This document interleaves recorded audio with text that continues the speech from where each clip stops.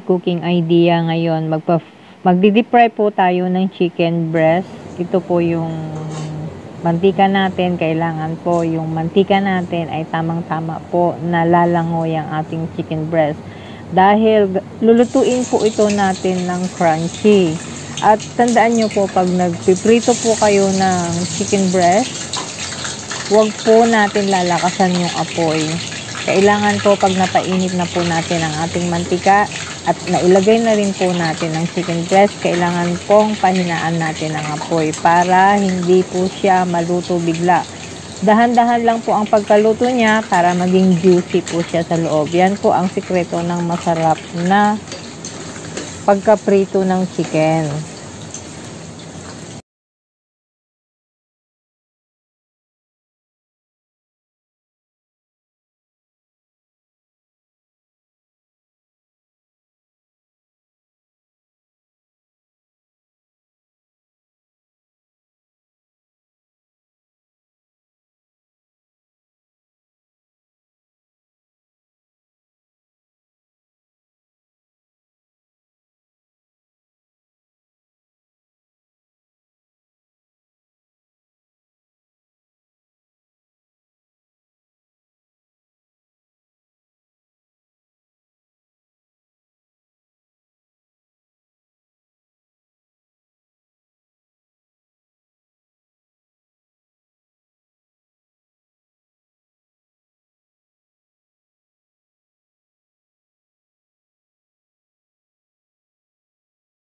Ayan guys, nakita nyo naman kung paano ko siya prinito at nakita nyo naman yung itsura niya bago ko po siya binaliktad.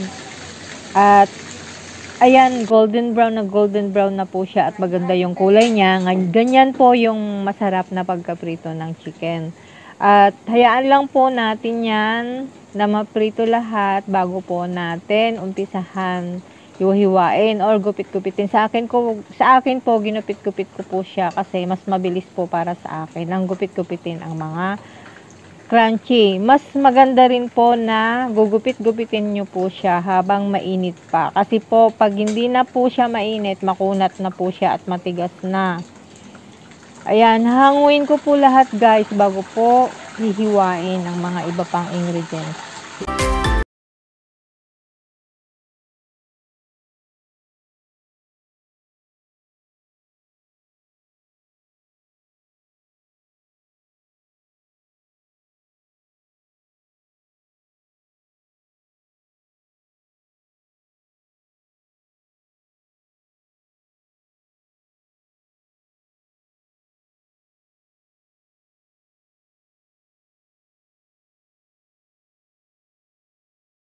Ayan, nandito po ang mga ingredients ng ating recipe ngayong araw na to.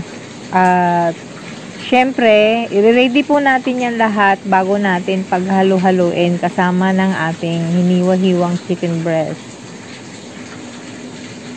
Ito po yung mayonnaise, saka yung pinigang calamansi or lemon, nadurog na black pepper, saka nandito rin po yung butter, soy sauce at oyster sauce. Maglalagay din po tayo ng sibuyas sa bawang. Hihiwa-hiwain po natin ito. Mince po at pickles at red pepper. Depende po kung gaano karami ang ating gagawin chicken breast. Itansya nyo po at pwede rin po natin lagyan po ng sili na malalaki na green kahit hindi na po natin ilagay yung pickles natin kasi ginawa ko lang naman yung pickles, sinalo ko lang naman po yan para magkakulay green. Saka mas masarap din naman po kasi sa panlasa ko at depende na rin po kung paano yung gusto nyo pang ihalo para magkakulay green siya para maganda yung kulay niya. Ayan, hihiwa-hiwain ko po yan ng maliliit guys para maganda yung itsura.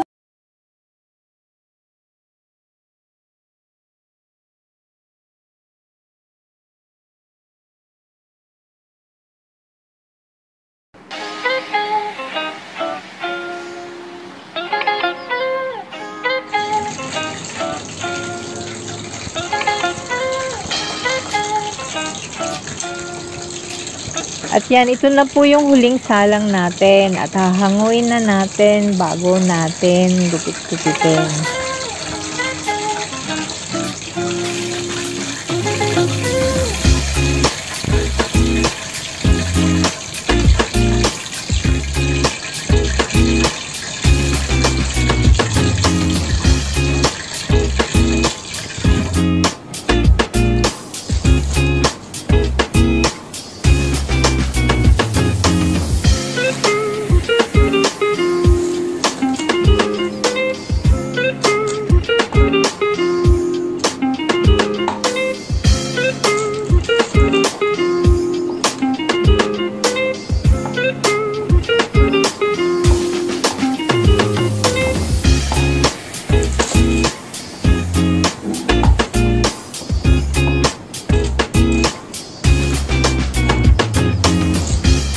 Ayan, pwede din natin siyang hiwa-hiwain gamit ng kutsilyo kung yun ang pinakamabisang paraan para sa inyo at kung yun ang alam nyong pinakamabilis sa inyo.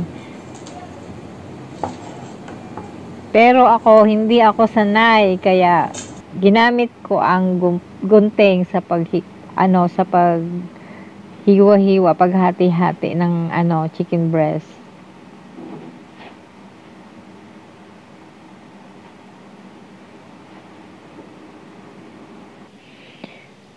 Una sa lahat, pag nahiwa-hiwa na natin ang ating mga sangkap, painitin muna natin ang ating kawali bago natin ilagay ang butter. Hayaan po natin matunaw ang butter. Huwag natin palakasan ng apoy, pahinaan lang po natin. At pag ito'y natunaw na, ilhalo na po natin ang bawang at ating sibuyas. Halu-haluin po natin ito hanggang sa lumambot siya. Wag na po natin hayaan mag golden brown.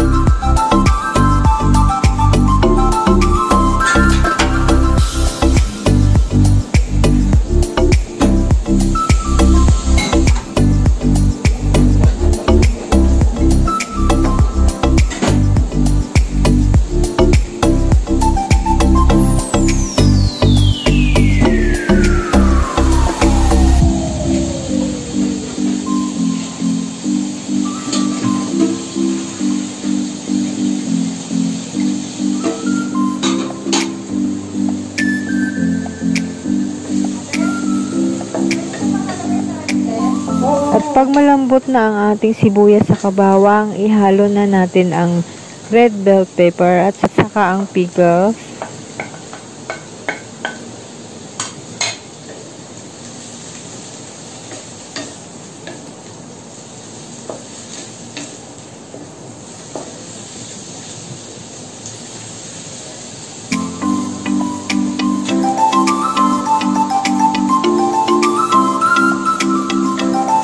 Ilalagay na natin ang paminta.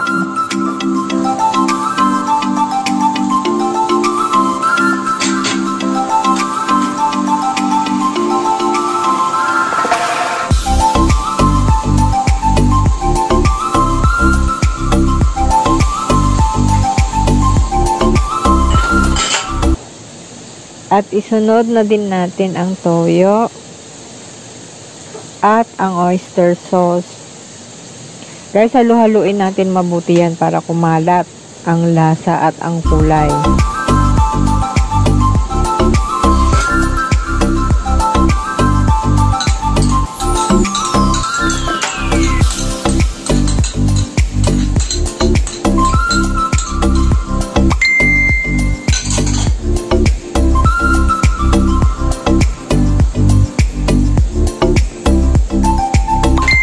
Yan, pag napaghalo-halo na natin mabuti, ilalagay na natin ang ating chicken.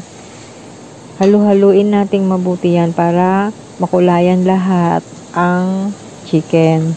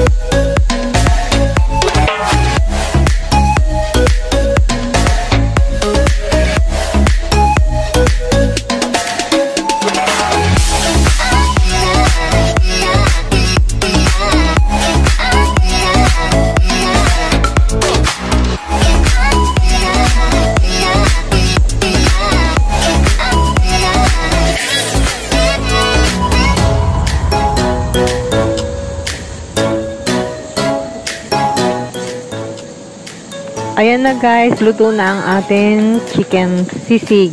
Ayan, sana po nagustuhan nyo ang recipe ngayon kung paano po ang idea ng H Family Cooking Idea at sana masundan nyo pa ang susunod na video. Pakipress lang po ang notification bell at subscribe ang H Family Cooking Idea para ma-notify kayo sa susunod pang mga video. Salamat!